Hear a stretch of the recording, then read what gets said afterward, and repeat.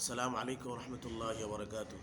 হুজুর সাল্লাল্লাহু আলাইহি সাল্লাম একবার এরশাদ ফরমাইলেন, তোমাদের মধ্যে কি এমন কেউ নাই যে প্রতিদিন উহুদ, যাহা মদিনা মুনাব্বরার একটি পাহাড়ের নাম, উহুদ পাহাড় পরিমাণ আমল করিবে? সাহাবায়ে কেরাম আরজ করিলেন, ইয়া রাসূলুল্লাহ, কে ইহার ক্ষমতা রাখে যে এত বড় পাহাড়ের পরিমাণ আমল করিবে? হুজুর সাল্লাল্লাহু আলাইহি ওয়াসাল্লাম ইরশাদ ফরমাইলেন, প্রত্যেক ব্যক্তি ক্ষমতা রাখে। সাহাবীগণ আরজ করিলেন, ইয়া রাসূলুল্লাহ, উহা কীভাবে হইতে পারে? নবীজি সাল্লাল্লাহু আলাইহি সাল্লাম ফরমান, সুবহানাল্লাহের সওয়াব উহুদ পাহাড় হইতেও বেশি, লা ইলাহা ইল্লাল্লাহর সওয়াব উহুদ পাহাড় হইতেও বেশি, আলহামদুলিল্লাহর সওয়াব উহুদ পাহাড় হইতে বেশি, আল্লাহু আকবার এর সওয়াব উহুদ পাহাড় চেয়েও বেশি। সুবহানাল্লাহ। অর্থাৎ এই কালিমাগুলির প্রত্যেকটি এমন যে উহার সওয়াব উহুদ পাহাড় হইতেও বেশি। এক পাহাড় কেন, না জানি কত পাহাড় হইতে বেশি। হাদিস শরীফে বর্ণিত হইয়াছে, সুবহানাল্লাহ, আলহামদুলিল্লাহ সমস্ত আসমান ও জমিনকে সওয়াব দ্বারা পরিপূর্ণ করিয়া দেই। সুবহানাল্লাহ।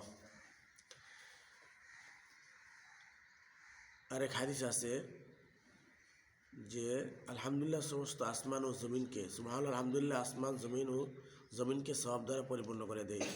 এক হাদিসে আছে, সুবহানাল্লাহ এর সওয়াব পাল্লার অর্ধেক, আর আলহামদুলিল্লাহ পাল্লাকে পূর্ণ করিয়া দেয়, আর আল্লাহু আকবার আসমান ও জমিনের মধ্যবর্তী স্থানকে পরিপূর্ণ করিয়া দেয়।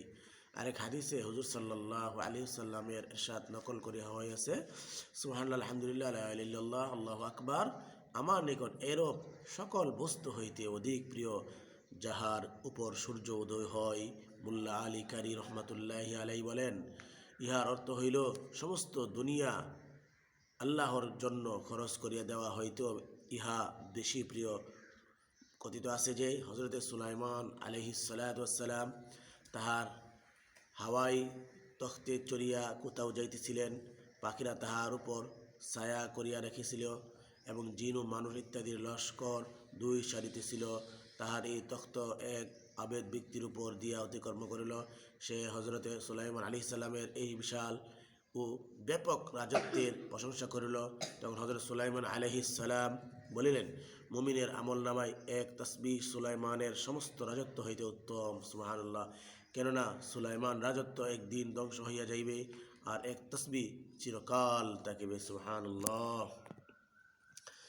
সুবহানাল্লাহ, সুবহানাল্লাহ, সুবহানাল্লাহ।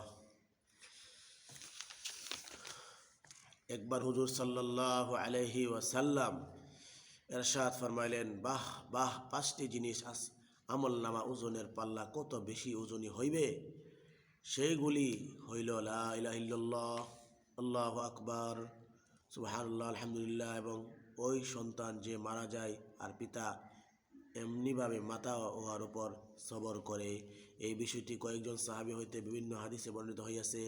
বাহবা অত্যন্ত খুশি ও আনন্দ প্রকাশের জন্য বলা হয়, যে যিনি হুজুর সাল্লাল্লাহু আলাইহি সাল্লাম এরূপ খুশি ও আনন্দের সহিত বর্ণনা করিতেছেন এবং দান করিতেছেন, উহার উপর জীবন উৎসর্গ করা মহাব্বতের দাবিদারদের জন্য কর্তব্য নয় কি? বস্তুত ইহাই হুজুর সাল্লাল্লাহু আলাইহি সাল্লামের এই আনন্দের মর্যাদা, দান ও সমাদর। হুজুর সাল্লাল্লাহু আলাইহি ওয়াসাল্লাম ইরশাদ ফরমান, হজরতে নূহ আলাইহিস সালাম তার পুত্রকে বলিলেন, আমি তোমাকে নসিহত করিতেছি এবং যাহাতে বলিয়া না যাও সেই জন্য অত্যন্ত সংক্ষেপে বলিতেছি, আর উহা এই যে দুইটি কাজ করার ওসিয়ত করিতেছি এবং দুইটি কাজ হইতে নিষেধ করিতেছি। যে দুইটি কাজ করার ওসিয়ত করিতেছি তা এমন যে আল্লাহ তাআলা উহাতে অত্যন্ত খুশি হন, আল্লাহ তাআলার নেক মাখলুকও খুশি হয় এবং আল্লাহ তাআলার নিকট এই দুই কাজের কবুলিয়াতও অনেক বেশি। তন্মধ্যে একটি হইল লা ইলাহা ইল্লাল্লাহ। যদি সমস্ত আসমান ও জমিন একত্রিত করা হয়, একটি গোলাকার বৃত্তি হইয়া যায়, তবে এক পাল্লা কালেমা উহাকে বেদ করিয়া আসমানের উপর পৌঁছিয়া যাইবে। আর সমস্ত আসমান ও জমিনকে যদি এক পাল্লায় রাখা হয় আর দ্বিতীয় পাল্লায় এই পাক কালেমাকে রাখা হয়, তবে কালেমার পাল্লায় বুঝি ঝুঁকিয়া যাইবে। সুবহানাল্লাহ। আর দ্বিতীয় যে কাজটি করিতে হইবে উহা হইল সুবহানাল্লাহ ওয়া বিহামদিহি পড়া, কেননা এই কালিমা সমস্ত মাখলুকের ইবাদত, সুবহানাল্লাহি ওয়া বিহামদিহি। আর ইহারই বরকতে সমস্ত মাখলুককে রিজিক দান করা হয়। মাখলুকের মধ্যে কোনো জিনিস এমন নাই যে আল্লাহর তসবিহ পড়ে না, কিন্তু তোমরা তাহাদের কথা বুঝিতে পারো না। আর যে দুই কাজ হইতে নিষেধ করিতেছি, উহা হইল শিরিক ও অহংকার। শিরিক এবং অহংকার থেকে নবীজি নিষেধ করেছেন, কেননা ইহা এই দুই কাজের কারণে আল্লাহ ও বান্দাদের মাঝখানে পর্দা পড়িয়া যায় এবং আল্লাহর নেক বান্দাদের সহিতও পর্দা হইয়া যায়। ফায়দা লা ইলাহা ইল্লাল্লাহর বর্ণনাতেও এই হাদিসের বিষয়বস্তু বর্ণিত হইয়াছে। এই হাদিসে তাসবিহ সম্পর্কে যাহা বলা হইয়াছে তাহা কুরআন পাকের আয়াত পূর্বে বর্ণিত হইয়াছে। ওই মিনশান ইল্লা ইউসাব্বিহু বিহামদিহি। নবী করিম সাল্লাল্লাহু আলাইহি সাল্লামের ইরশাদ অনেক হাদিসে বর্ণিত হয়েছে যে শবে মেরাজে হুজুর সাল্লাল্লাহু আলাইহি সাল্লাম স্বয়ং আসমান সমূহের তাসবিহ পড়া শুনিয়াছেন। একবার হুজুর সাল্লাল্লাহু আলাইহি সাল্লাম এমন কিছু লোকের নিকট গমন করলেন যাহারা নিজেদের ঘোড়া ও উটের উপর দাঁড়াইয়াছিলেন। তিনি তাহাদেরকে বলিলেন, তোমরা জানোয়ার সমূহকে মিম্বর ও কুরসি বানাইও না, কেননা অনেক জানোয়ার আরোহণকারীদের হইতে উত্তম এবং তাহাদের চাইতে বেশি আল্লাহর জিকির করিয়া থাকে। হযরত ইবনে আব্বাস রাদিয়াল্লাহু আনহু বলেন, ক্ষেতের ফসলও আল্লাহর জিকির করে এবং ক্ষেত্রের মালিক উহার সওয়াব লাভ করে। একবার রাসূল সাল্লাল্লাহু আলাইহি সাল্লামের খেদমতে এক পেয়ালা সারিদ গুস্ত রুটি মিশান এক নবীজির সামনে রুটি মিশন গুস্ত এক প্রকার খাদ্য পেশ করা হইল। তিনি এরশাদ ফরমাইলেন, এ খাদ্য তসবিহ পড়িতেছে। কেউ আরজ করিল, আপনি উহার তসবিহ বুঝিতেছেন? হুজুর সাল্লাল্লাহু আলাইহি সাল্লাম ফরমাইলেন, হ্যাঁ বুঝিতেছি। অথবা তিনি এক ব্যক্তিকে আদেশ করিলেন, ইহা অমুকের নিকটে নিয়ে যাও। তাহার নিকট নিয়া হইলে সেও উহার তসবিহ শুনিতে পাইল। অথবা তৃতীয় এক ব্যক্তির নিকট এরূপ করা হইল, সেও শুনিতে পাইল। কেউ দরখাস্ত করিল, মজলিসে সকলেই শুনানো হোক।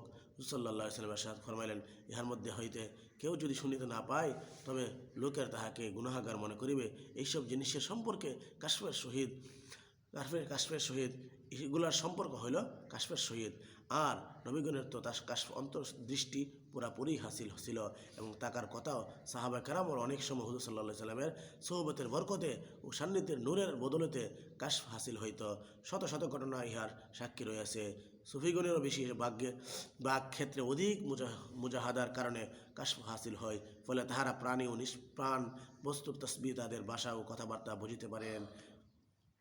সুবহানাল্লাহ, সুবহানাল্লাহ, সুবহানাল্লাহ।